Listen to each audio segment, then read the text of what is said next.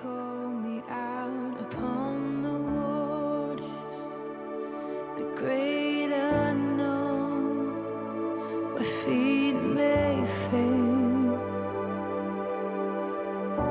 And there I find you in the mystery, in oceans deep, my faith will stand.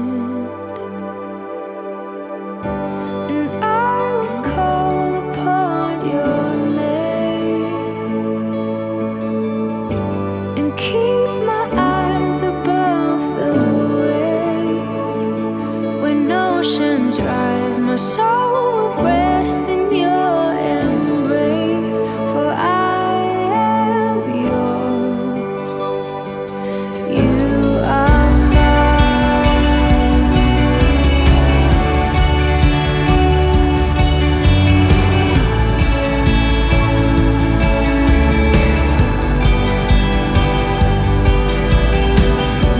Your grace abounds in deepest waters.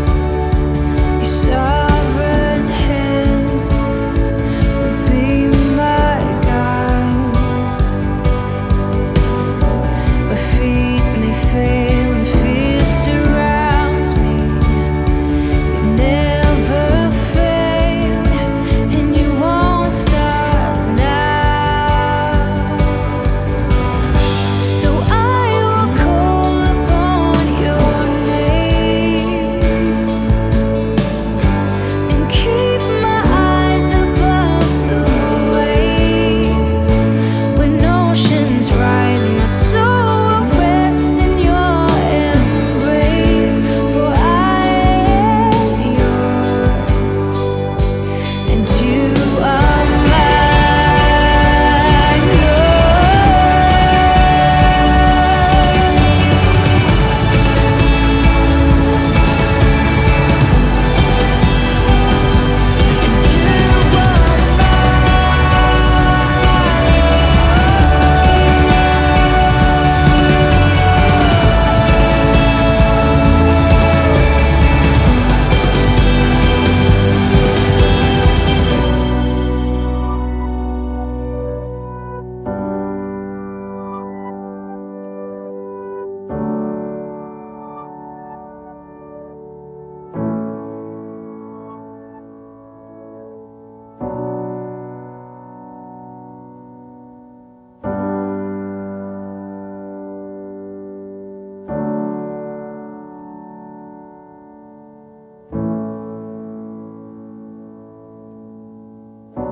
Spirit, lead me where my trust is without borders. Let me walk upon the waters, wherever you would call me. Take me deeper than my feet could ever wander, and my faith will be made stronger in the presence of my Savior. Spirit, lead me where my trust is without borders. Let me walk upon the waters, wherever you would call me.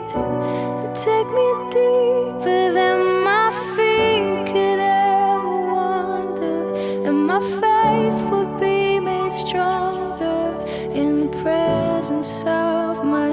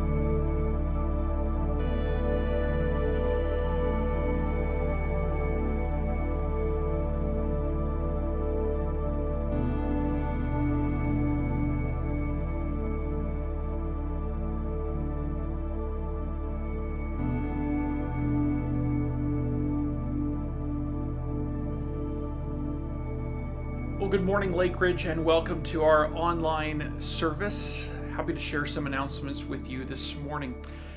Hey, before we begin, I just want to invite you to take a look on the side or wherever you're watching this to join in some of our comments.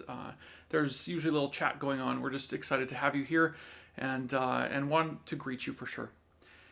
Hey, a few things going on in our community. One is we are working on a church directory. Now what that is it's a way for us to just keep in contact with each other, to have each other's phone numbers or emails or maybe home address so that we can connect, walk by, say hi, and just build the connections that we have even stronger in this time where we're so separate. So we've already started, and you're going to get some information here soon this week about how you can update your information or add your name to it, and it's just a wonderful way for us to be connected with each other. You can visit lakeridgecommunity.com/directory for more information and instructions for how to connect and be a part of that. And we really do welcome you to join that. Hey, we have a membership class coming up soon. Membership's an important part of Lake Ridge. Now, you can be a part of anything that's really going on in this community without being a member, but being a member, which we have about 60 or 70 people who are members at Lake Ridge, these are people who have just said, hey, we care for the well-being of this community. We want to give our input.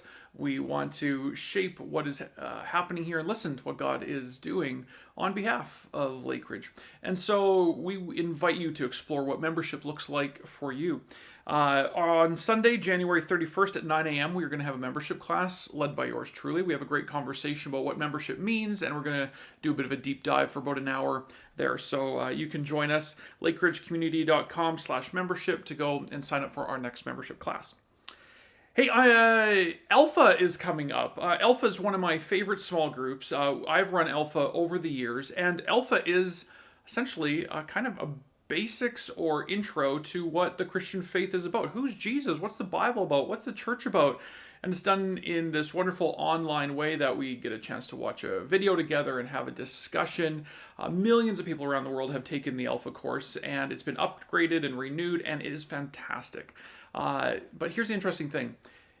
If you're new to faith, perfect intro to just explore what it is to follow Jesus, what this whole project is that we are about, and joining with Jesus and doing wonderful things in God's world that he loves. But if you follow Jesus for a while, guess what? It is fantastic too, to just get a sense and draw deeper into your own faith. And so join us for our Alpha course. You can go to lakeridgecommunity.com/small groups. It starts Sunday, February 7th at 1 p.m. It's on Sunday afternoons, running for about, 11 weeks or so, and it's free. So welcome to join us there. Hey, also, look at what my daughters got. This is a bag, and in it, every Sunday this month, there is a little package in there for them. It's a gift from Kids Ministry to help kids, even during this time of isolation lockdown, that we can continue to explore our faith as a family. And so if you have one of these, then Sunday morning is a great time for you as a family to open it up and explore what some of the scripture and stories and crafts are that we are doing now. And if you didn't get one and would like one, hey, reach out to us at Lake Ridge, and we will figure out a way to add you to the list so that you can connect with any future packages that come out. Lastly, thank you so much for giving to Lake Ridge. This is a really strange season for us. We aren't able to be together, but we continue to love our city. We continue to be the church, and as long as there's people and as long as there's God, the church is going to continue to be faithful. And so we thank you for your faithfulness to giving to this community and all the ways of doing that online e-transfers. You can find out all about that at lakeridgecommunity.com/give. But I thank you. This is important work, and this is an important season for Chestermere and the church in Chestermere. And so thank you for being a part of that and supporting us in that. After the service today, we're going to have a Zoom call, and we're going to have a conversation, as we often do. Take a look in the side comments for some links for you to join our Zoom call afterwards. It's about a half hour for us to be able to just connect with each other, ask them some good questions, and be encouraged. So thank you, and welcome to our service this morning. Hi there, Lakeridge. It's Pastor Evan here, and I'm excited that you've decided to join us.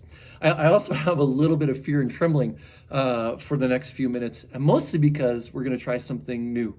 And as part of our Mind, Body, and Spirit sermon series, we've decided it would be great to offer up a conversation, really, between myself and one of our local counselors.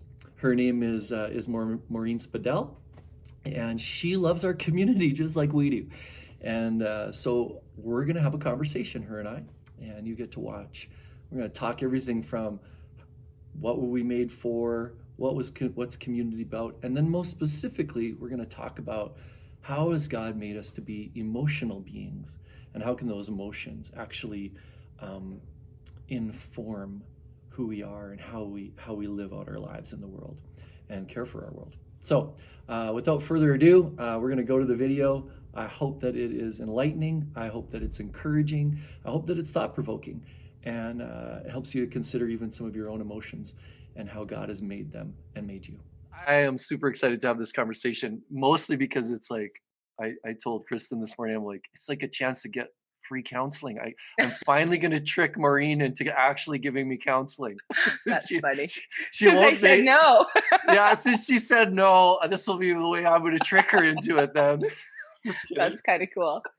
That's kind of cool. So I am really excited about it, and I really do hope that this is like a helpful thing for people to kind of think through. And yeah, there's even a component for me that I'm hoping it'll be helpful for me too. And me too. Yeah, I'm looking forward to it. So I want to tell you a little bit what we're up to at church and kind of how we've come to this. And I know I told you that a little bit before, but so essentially this fall, I was actually at the Mental Health Coalition meeting, and a bunch of the different people around the table were just talking about how anxious they were, how concerned they were about January and February of this year, and what was that going to be like. And here we are. Right? And so I came out of that meeting and I was like, okay, what does Pastor Evan, need to do to set my people up to succeed in January and in February? And so in November, Preston and I talked, and we had a lot of conversation around it, and we decided we would do a sermon series around mind, body, and spirit. And we would start it in November because we wanted to say a few things in November. And we'd take a little break from it for the Advent season and Christmas, and then we would try to pick it back up in January and February. And the things we wanted to say about it in November was, like, people who do self-care well plan to do self-care well. They don't just hope it happens on a wing and a prayer. Hopefully I'll have good mental health. They actually do set up good practices. In the church, we use spiritual practices as one of those avenues, but we wanted to kind of take it and go even farther. And so in November, I actually did tell people, if you don't have a counselor, you should find one in November, because you should do it now. Yeah. Because in January, you're not going to want to be Googling counselors in Calgary, like, and trying to build some. And everybody going like, when can you get me in? And I'm like, right? Yeah. Yeah. Exactly. Yeah. So this was kind of one of the proactive things we were trying to do at Lakeridge. And I've always been an advocate for counseling, even though, scared the crap out of me the first time I went to see somebody. Even I pulled up out front of your office to not see you, which I wanted to see you, but I pulled up in front of your office and was like, no, I don't want to do this. I've been trying to learn about this topic of emotions, and like, how do emotions work? How do they not work? How do you, I think I have always had a tendency to keep them in control. Like, I really want to keep them in control. And then realizing that my actual personality type is actually somebody who's kind of out of touch with them a little bit. And so when it ends up coming up a sermon topic and Preston puts my name on it and I see, okay, I got to talk about emotions and feelings, how am I going to do this? And so on some levels, I'm super excited we're doing this conversation, because I don't feel like I have to be an expert. I'm going to let you be the expert, Thanks. and I'll ask you the questions.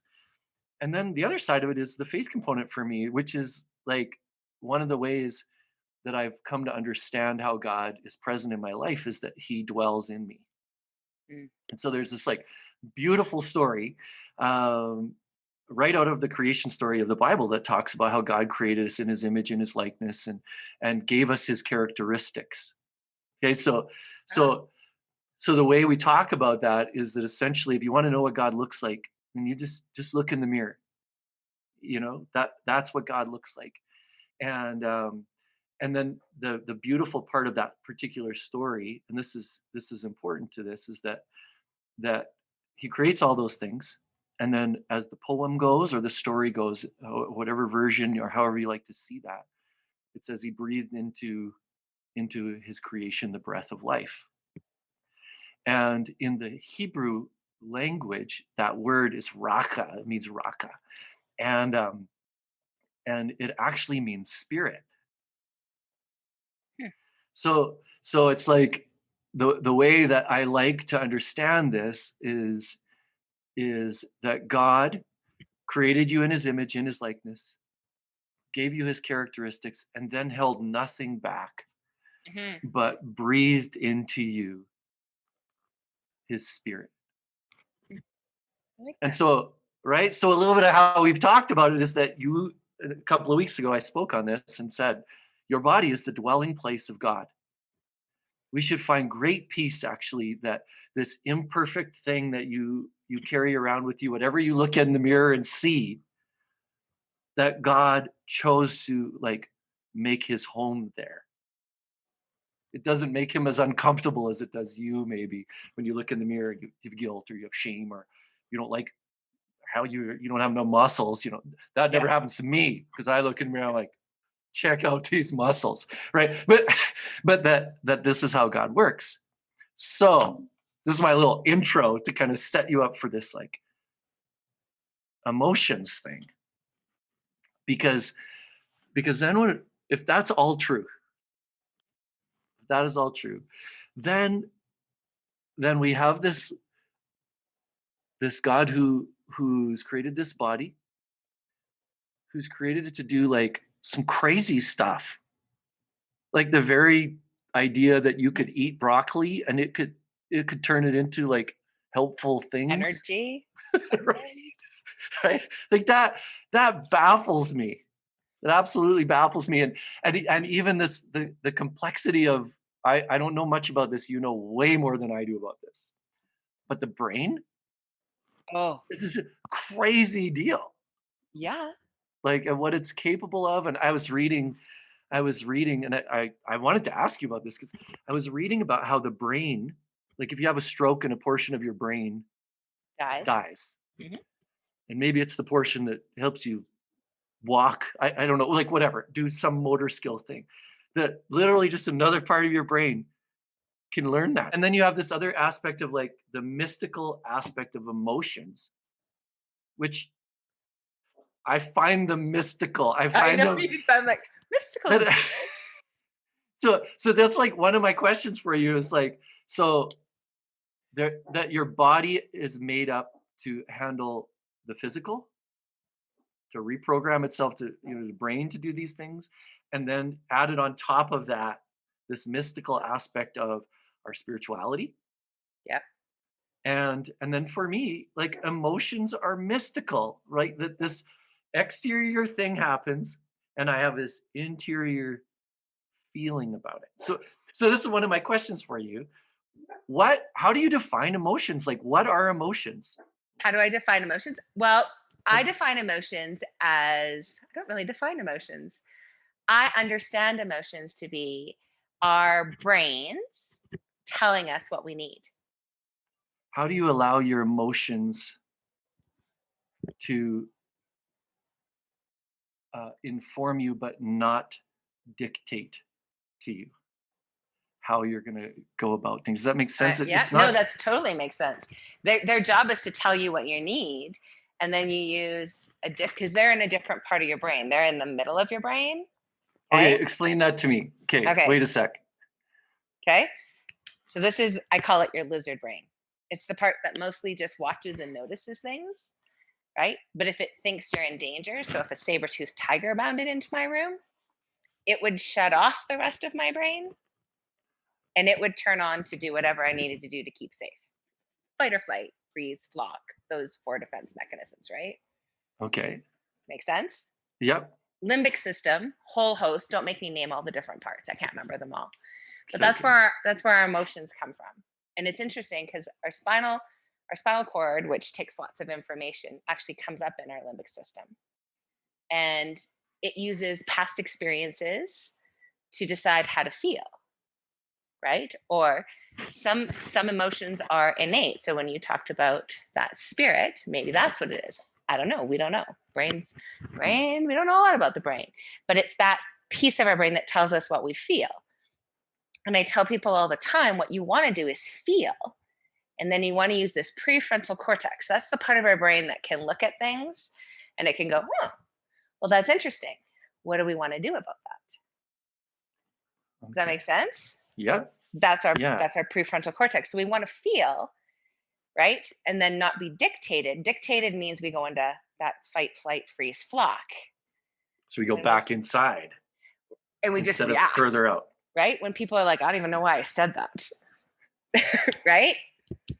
That's usually that hindbrain. Sometimes it works out good and sometimes not so much. It's not a bad part of our brain, but it can, See, my response always is like, I don't know why I said that. And I actually do know why. Because I thought it would be funny. Like, right? Yeah. And then as soon as it comes out of my mouth, I'm like, oh, that's highly inappropriate.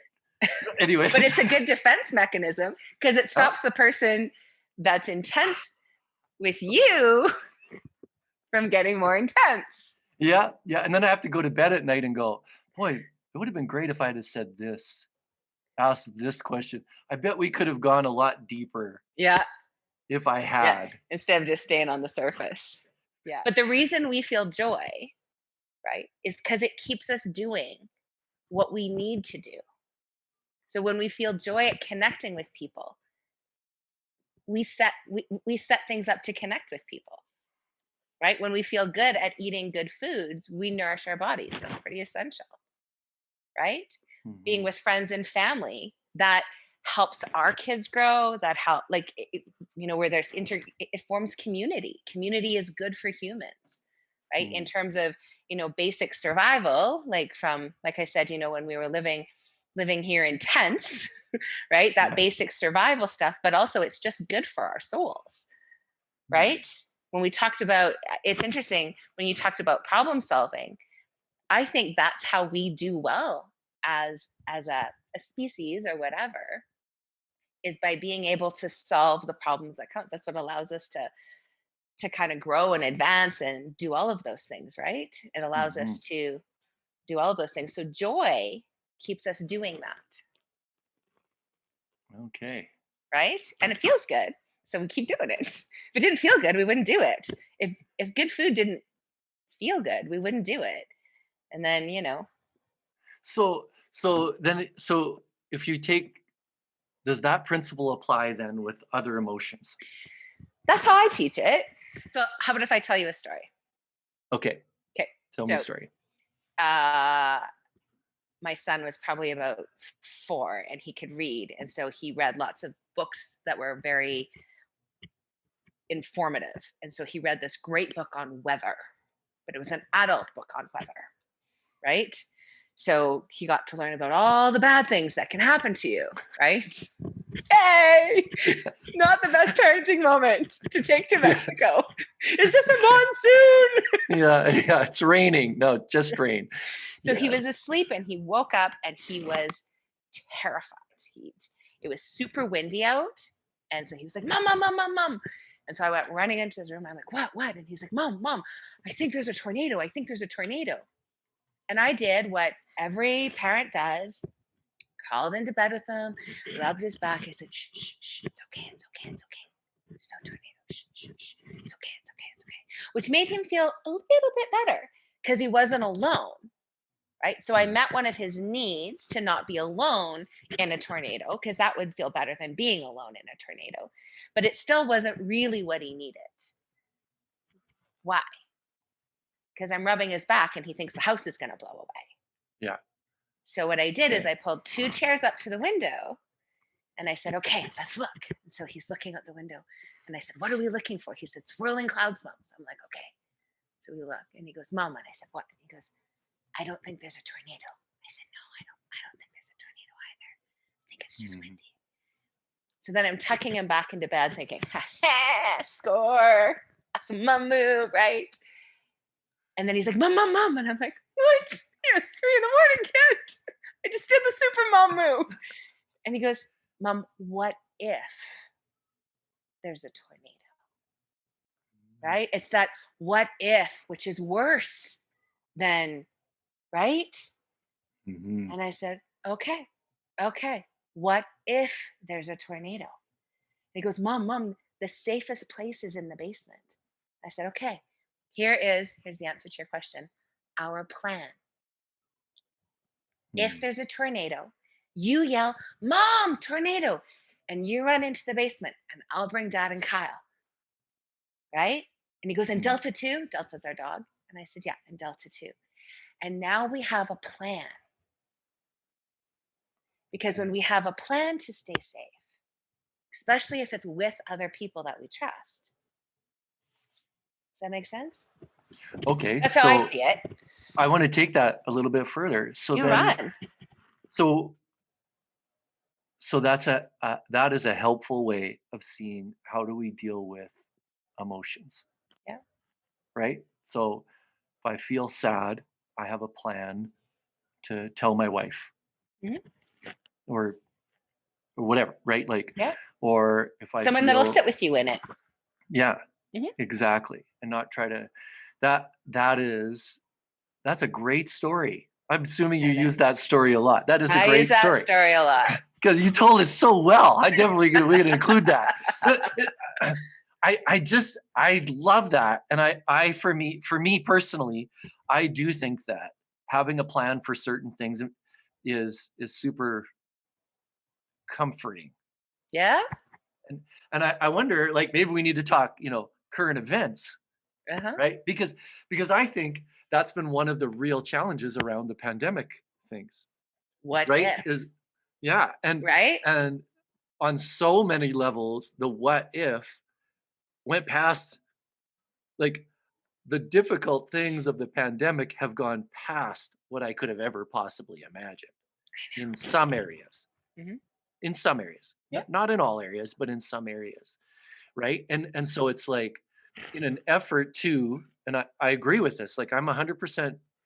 We should do our best to not have as much contact, Mhm. right? Physical contact with people. But oh my gosh, have I realized how much I need it? Because we're not getting the Like, joy we need. right? And I just am Right? like, so there's this, like, there's a negative consequence to doing the right thing. Like, it's Mhm. the right thing to stay home and all those kind of things. And then trying to measure the consequences of staying home and not being able to, it's a funny thing. Up until the pandemic, people would always say, Evan's not a hugger. And I would tell people, I'm not a real hugger. Mom wasn't a hugger. Mom and dad weren't real huggers. So I'm not a real hugger, but I'll give you a hug if you need one. Oh, I would you say need that. one. Right? I Very would say that. magnanimous of you. Very good. Yeah, Yeah, very because good. I'm here to serve and I want to care for everybody. All that kind of stuff. I'd say that and I'd give people hugs until the pandemic. Yeah. And I don't think I'm going to say that to anyone anymore. And like, the danger of me Do you telling you remember this your is first? that people are going to come every time somebody sees me now. They're going to be giving me hugs. Like, so that's the danger of saying this out loud, because I don't always need a hug. But what I am realizing is I need it. Mhm. That's one of those challenging things now when I think about what's happening in our culture and our context, and there have been a few moments too for me where I'm like, you need you need to be squeezed. I don't know how else to, like, that's such a Mhm. weird word. It's a form I'm of connection, gonna have right? to edit that out, right? But it's like, because I can see that you're coming apart. You're unhealthy, Yeah. isolating. You're, Oh, all those oh, kinds of I things, love that right? image. I've never even pictured that image before, Evan.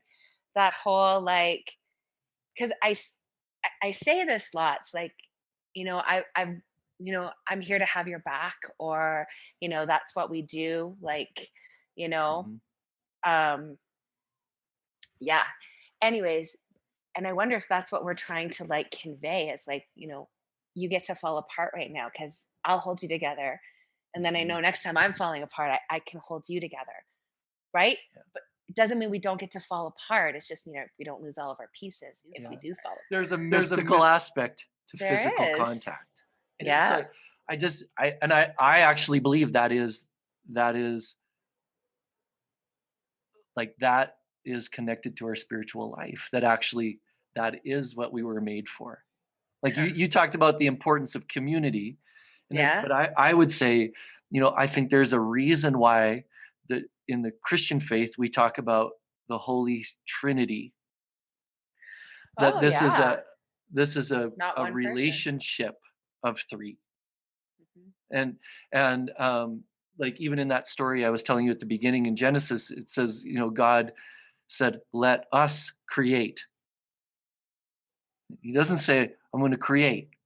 I'm going to go back and I'm going to pull out my King James and I'm going to make There sure you that, right? but the King James, you're really going for it. Right? But it's like, let us create. Is this like Uh, the author is trying to help us to see that it's like, no, actually, Father, Son, Son, Holy Spirit, Spirit.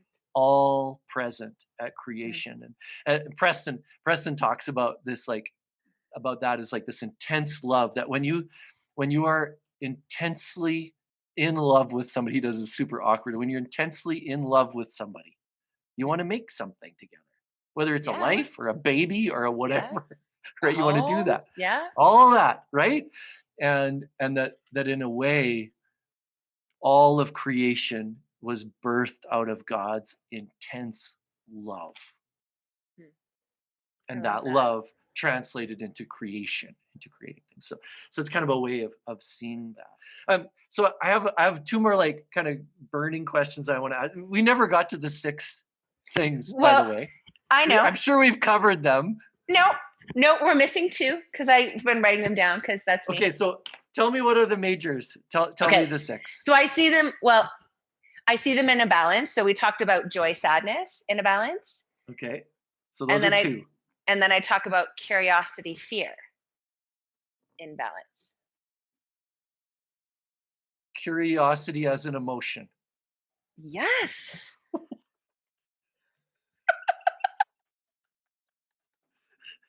Okay, you surprised me. So You got me. Okay. curiosity makes you go like, "Oh, what's that?" And fear makes you go, "Oh, what's that?" Balance. Okay. Okay, tell me the other 2, and then I want to come back to unpacking Okay. curiosity as an emotion. Okay. So the next one, let me write down that I talked about curiosity, Okay. is anger, which we've talked Okay. about, Yeah. which is protective, and guilt or shame,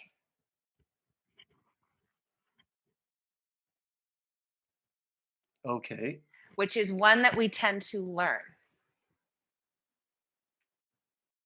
Okay. It's not an innate emotion, it's one that we learn, And they're in balance. and they're in balance.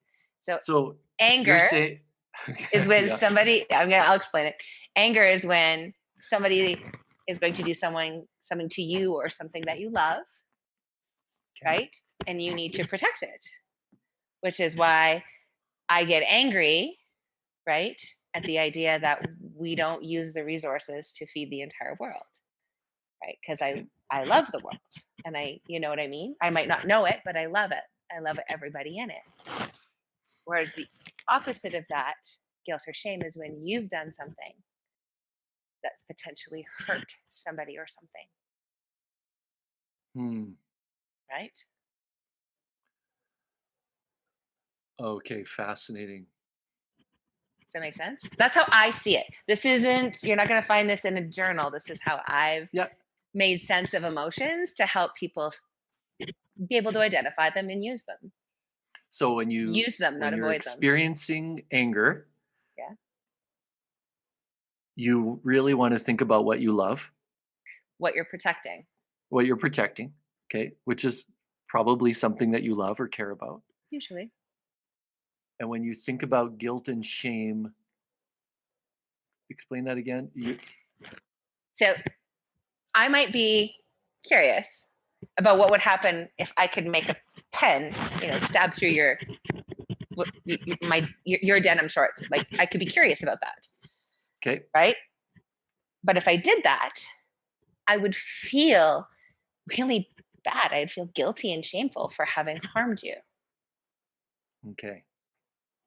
And that's how we keep other people safe. That's what keeps us following rules. Hmm. Okay, fascinating. See, I differentiate between guilt and shame. So do I. And Okay. this is a work of mine in progress. So but I Yeah. said, you're not going to find this in any book. This is just Yeah. how how you put together things to try and interpret. This is how I put things together, to try and interpret. Yeah. So definitely I see guilt as much more healthy than shame. Yeah. Does that make sense? Yeah. And so Yeah, totally. it was funny when we were talking about that. I'm like, do I even say the word shame? But I also think it's something that we need to talk about because so many people feel that. But yeah, I'll stop talking. Yeah, because I go, like, the quick answer for me on that is I go, like, guilt is the reminder that I've done something wrong. Yeah. Shame is the belief that I am something wrong. Yes. Right? And so it's like Right. that. And Yeah. so, So it's, yeah. okay. Curiosity. Okay. You're You're curious about it. Of all the things, yeah, for sure. Of all the emotions, like, I actually don't think I would have put that in the emotion category until the moment you said it. I think I can see what you're about to say. I think I always just thought of curiosity as an action, not an emotion. It's one of the first emotions that we see.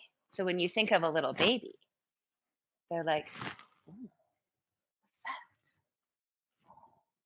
And that's how Yeah. they learn, and that's how we grow, and that's how we learn skills. And so some of the things that bring you joy are also things that you're curious about because you were able to figure Yeah. it out. Yeah. Well, I absolutely would say, like, hearing you say that, I just absolutely go, yeah, that's 100% me. Yeah. When my wife asks me, how was your day? And I tell her about how something was good, I'll tell her it was good. And mostly it's around, I learned something new, Mm. right? I engaged Yep. something new. So I'll be telling you tonight in hot tub time, I'll be That's sitting there good. going, hey, do you know that curiosity is an emotion? That's funny. Because I think I'm gonna have to mull that one over a little bit for Yeah. sure. That's good. I told you Um, to teach you some new emotions. Yeah. Well, and it was funny because in preparation for this, I had, like, You didn't I had develop a cheat sheet, did you? not really, well, not a cheat sheet to get the right answers, but more of a, like, get us kind of going. And one of the quickest definitions I've got for emotions was that the word emotion comes from the Latin word, which means to move. Oh, So what do you make of that? Like, it means to move. to motivate. And that was one of those, even when I read that, I was like intrigued, but I was curious about that. I felt But they curious. do. Like, There I've you go. never, Use my I've couch. never read that before, but that's like it moves us to do something, whether it's Yeah. to protect or to move towards or it motivates to Yeah. And move. so, like, your Huh. words about, like, that our emotions give us information, right, is so valuable Thanks. to, like, and because I really do think that it's like, I think we were made to move. I think we were made to Mm, grow. I don't think we were made to be stationary objects no. in any way, or like physically or emotionally, mentally, spiritually, all those things. I think we were meant to And move. not even humans, but all. Everything. Like when you think about puppies being curious or kittens being Yeah. curious and all of those things, those are emotions. Monday. Did you know it's like Blue Monday on Monday? Have you even heard of that? I've heard of Blue Monday. For some reason, I thought Blue Monday was in February, but yeah, I do know where it comes from, definitely. Yeah, so here I You told my explain daughter it. this on the way to school, and she Googled it, and this is her response, and I thought it was so funny. I was like, oh, I'm going to use that this morning if I get a chance. It's like, it says Blue Monday is, the theory goes that this is the time of the year when we're all cold, broke, and riddled with guilt, that our New Year's resolution to get fit, drink less alcohol, and basically become a better human has all fallen to the wayside. Like, this is like, it's 3 weeks into January. That's what happened. It's all gone to crap. So given that we're going to give this recording out on On- Sunday, and the next day is going to be Blue Monday, what is the advice you give, Oh, okay, to people who have just discovered they're human? ah. To be kind to themselves. That we are all, I don't know, I feel like really put on the spot, but we're all perfectly imperfect. And who said you have to accomplish something by a certain time? If you've learned, what have you learned from the past 3 weeks? You know, how do you use it to go Yeah. forward? That's what emotions are. What are they Yeah. telling us? Yeah. Right? Maybe it's telling us something. How do we use it?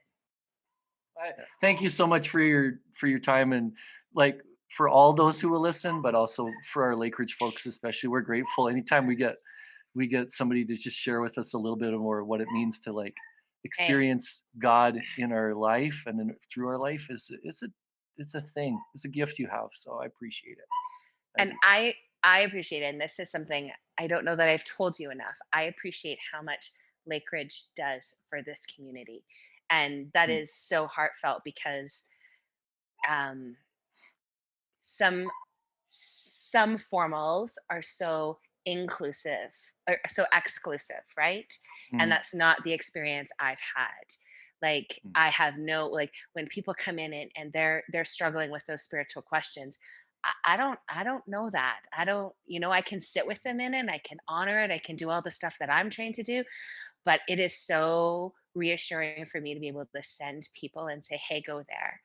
And it's Mm. not, it's you and it's Preston, but it's not just you and it's Preston, it's that whole It isn't. community that you guys build, right? Like, it wraps around people, and I appreciate that because I think it's that whole mind, body, spirit, right? Okay.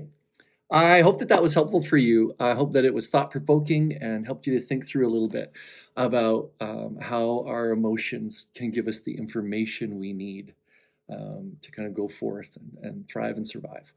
A couple of things.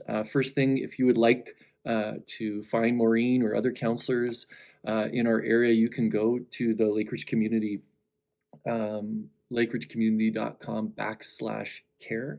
And we have a whole list of different counselors that can help in different areas. And just encourage you to be proactive about that and about your mental health. And then I also wanted to just say, if you are interested in hearing more of that conversation, we obviously had to edit it out and it was a bit choppy in a few places. I do realize that.